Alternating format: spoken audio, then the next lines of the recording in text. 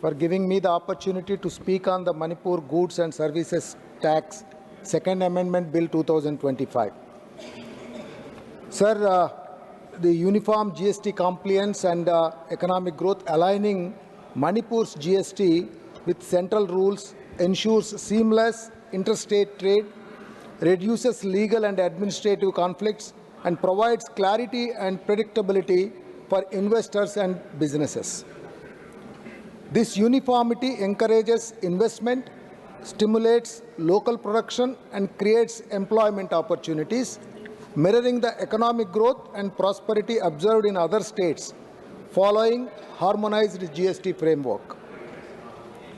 These harmonized rules, including modern compliance mechanisms like track and trace, help minimize tax disputes and enhance revenue collection. By reducing compliance burdens and ensuring transparency, Manipur can focus on sustainable development, tapping into national economic progress and benefiting from inclusive growth that strengthens both the state and the country as a whole. Sir, I would like to bring certain issues to your attention, especially focusing on the peace and economic stability in Manipur. Sir, in Manipur, violent incidents declined significantly over past decade, from a peak of 740 incidents in 2008 to 97 in 20 and 112 in 2021. Similarly, insurgent fatalities also fell from 364 in 2008 to 7 in 2020 and 18 in 2021, while civilian deaths dropped from 28 in 2013 to 9 in 2020. However, only in 2023, this declining trend has slowed down, and as of April 25, there were about 260 deaths that were reported. This need to be certainly looked into. Periods of relative peace also clearly support higher economic activity, as seen in the trade, entrepreneurship, and local industries. Conversely, during episodes of ethnic violence, Manipur's exports collapsed by nearly 80%, highlighting how sustained peace is essential for economic prosperity and stability. Sir, sustainable peace also requires addressing disparities between hill and valley regions and between majoritarian and tribal communities also. Also, we need to revisit the ITC, the input tax credit provisions for tourism and hospitality sector in Manipur. In terms of critical GST issues that deserves our attention, one industry that urgently requires support is the tourism and hospitality, especially in that place. Addressing, I also wish to draw the attention to the pricing and compliance distortions created by the current GST structure for textiles. We need to certainly look into it. Given these concerns, it is important that with all these things, comments and suggestions, we from YSR Congress Party support this bill. Thank you, sir. Srimati Nirmala Sitharaman Ji to reply to the discussion.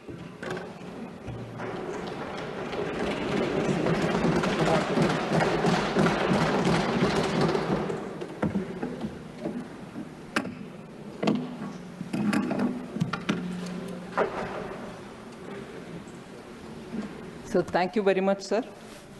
And I wish to recognize and I'm grateful to you that for the first time with you in the chair, I'm being called to respond to a bill. So for that, I extend my gratefulness to you.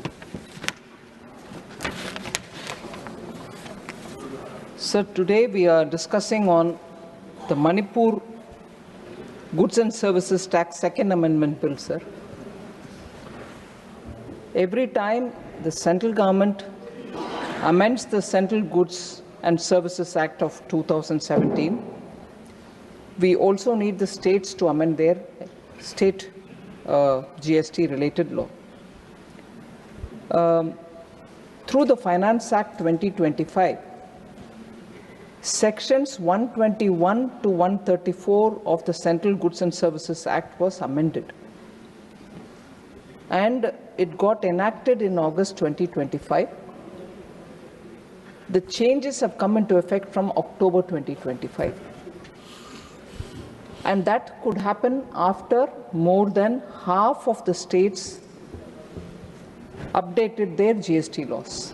So every time something happens in the center, the states also will have to pass, and once half of them have passed, it comes into effect, and that's how it came, this set of changes to the sections 121 to 134, which was made through the Finance Act of 2025, have come into effect in October because states have all. But unfortunately, because Manipur was under the President's rule, the corresponding effect-giving measures could not be taken up in the state GST laws. The Assembly was in a suspended mode, and Manipur Goods and Services Act of 2017 was not amended, but it was amended through an ordinance that was promulgated by the central government, and that was done on 7th October, sir. So now this bill is coming to replace that ordinance. And so the changes which have been brought will be made permanent for Manipur's sake. Sir, before I go into the few details which I want to table here, I want to say a word about the opposition leaders, opposition parties. Sir, throughout 24, we saw them shedding crocodile tears about Manipur for everything. Did the Prime Minister visit? Did the Home Minister visit? Did the law and order come to normalcy? Every time about Manipur, they will raise issues, they will voice their grievance, total crocodile tears. I've seen it even earlier once when we brought in a bill for Manipur's budget, because again, it was under the President's rule and the governor was doing it. We had to present the budget for Manipur. Even at that time, they did not participate in the debate. Even at that time, they did not think of Manipur people's welfare, that money should go to them through the budget being passed. They didn't think about it. Even today, when the GST benefits have to go to the state government because they will otherwise not earn the revenue out of it, when we are trying to have an ordinance be converted to be a regular bill and get passed here to become an act, they are not here to participate. So all the grievance that they voiced about Manipur, accusing the Prime Minister, accusing the Home Minister, were all just drama. I'm ashamed to say this. I'm sorry to say this. विपक्ष के role ये होता है कि आप जिम्मेदाराना रवैया अपनाना चाहिए और जिम्मेदारी के साथ एक जो स्टेट जिसके ऊपर आप इतना बात कर रही हो, उसका बेहतरी के लिए कानून जब पारित होता है, बजट जब पारित होता है, उसमें शामिल होना है, भाग लेना है। मगर ये विपक्ष तो मगरमच्छी का आंसू बह रही है और जब क्रिटिकल बिल्स आते हैं मणिपुर का भाग जाते हैं। शर्मनाक बात है सर, आई एम सॉरी। मैं आपके सामने ये कहना चाहती हूं कि आज भी वो मणिपुर के चर्चा में भाग नहीं लिया, दुख के मैं कहना चाह रही हूं। Sir, this particular amendment is very important, sir, because it does two things. The very important reform-based steps that we have taken in GST, like track and trace system. Once you do the track and trace system, which is a very big step in administering the GST, you are able to prevent leakages. And therefore, that was one of the things which was passed in the Finance Act of 25. Now we are making it into a bill for Manipur. Similarly, at the time of supply, sir, particularly for vouchers, the rules which we're dealing with it are being removed so that it becomes simple, and because issuing a voucher is not actually the supply of goods or service. So this change will bring in ease of doing business, avoid unnecessary disputes on when the tax becomes payable. So that becomes a disputable point. Now that will be removed. There was from the beginning a little ambiguity when we described plant and machinery. We said plant or machinery. The word or led to a lot of confusion. So this time, through the February Finance Act, we have removed the word or and put the word and. Plant and machinery, and as a result, the ambiguity will be removed. But again, I'd like to confirm here, which is for the good of the people of Manipur, we made plant and machinery, removing plant or machinery, removing or. It's not going to be affected only from today. It will be affected from 1st July 2017, when the GST was originally for the first time brought to play. So as a result, people in Manipur, businesses in Manipur, enterprises in Manipur also will benefit from this removal of ambiguity, which the entire nation has benefited from, but Manipur has been denied because there was no government. Now we are giving that benefit to them. Also, sir, when there is a dispute, people are expected to pay 10% pre-deposit. We are only asking for 10% pre-deposit for appeals before the appellate authority or the appellate tribunal, even in cases where only the penalty is being challenged. So this keeps the appeal process consistent so that it doesn't look as if we are taking the 10% for appellate authority and not for the tribunal. Those confusions will not prevail. We are bringing consistency in the process and discourage frivolous litigation, because people will just go rush in for some kind of a time buying or whatever. That frivolous litigations will be now discouraged.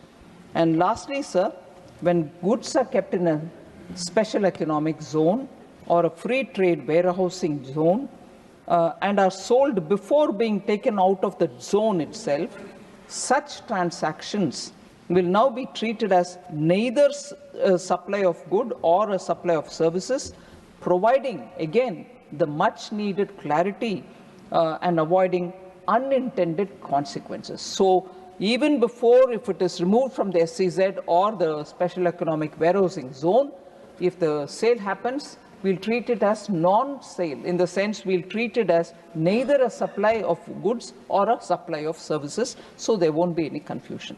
So these above amendments have been carried out in the Central GST Act, but again, as I said earlier, sir, it hadn't happened during the Manipur state GST because of ordinance which had to be brought in. Now we're converting that ordinance into a law. So there are one or two points of clarification which some members spoke about, which I'll very quickly finish. In fact, there were 13 of them who spoke, and some of them did raise some issues.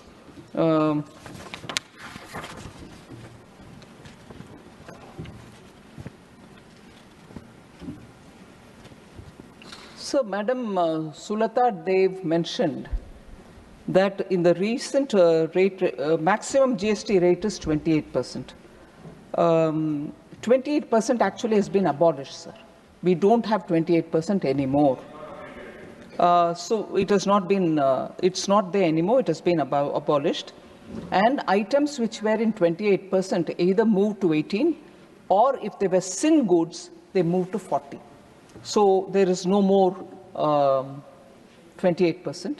And when we say sin goods, we say demerit goods, such as tobacco products, have all gone to 40. So that is one thing, sir. Essentials, Madam Sulata, they've mentioned essentials like milk, food, toothpaste, handicrafts are subject to GST. The rates of essentials have been reduced from 12 to 5%, sir. In fact, handicrafts have come to 5%. In fact, milk has no GST at all. It's never had. And even now, except for that UHT, which has a specialized package, high temperature heating, and then it can be preserved without refrigeration. It used to come in a specialized pack that till you open it, it can remain without refrigeration. After that, if you open it, you'll have to keep it in the fridge. That used to have a rate of tax. Other than that, milk never had a tax. even this has now come to zero. The UHD is also come down to zero. So I just want that clarification given. As always, members from Orissa, I can't see Sasmit Patra here, always refer to Kendu leaves or the Tendu leaves, in which BD or tobacco is put in and it is rolled. That leaf is called Tendu leaves. It's collected as a minor forest produce. Sir, I want to reassure the member, it's now come down to 5 and she's recognized that in her speech. But on Kendu leaves, sir, at least 4 GST councils have met and spoken on it. Elaborate discussions have happened. And if one state, Orissa, wants it, Telangana wouldn't want it. We've crossed all those stages and now we've brought it down to 5. Bring it down to 0. That's been, I'm sorry to say, sir, many requests come like that.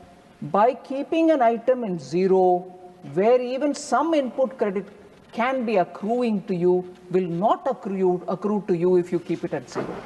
So there is a benefit in keeping it at the lowest possible rate, which is 5%. If I move to 0, even the little refund that you get, you will not get. So there is a reason, madam, that we've kept it at 5. I want to inform the honorable member through you, sir.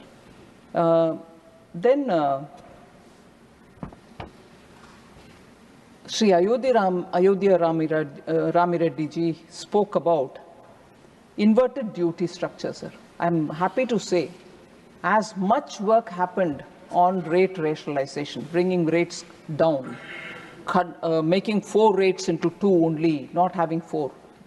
Equal amount of work went into correcting inverted duty structure. And I'm happy to say most of the items where inversion happened because the final product was sold at, let us say, 5%. The inputs were being bought at 12%, which is no more there, but 12%. The difference could not be retrieved, and as a result, there was an inversion. But for retrieving the difference, you had to give them refunds. That inversion problem has been largely addressed in the new generation GST, which has come into force. So I would like to inform Sri Ayodhya Ramireddy that inversion has been addressed. 99%, there can be still 1 or 2 which we'll address as and when it comes about, sir.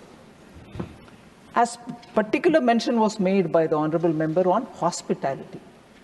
We have actually reduced the rate of tax on hotel rooms below 7,500 rupees per night to 5%. Earlier it was 12%.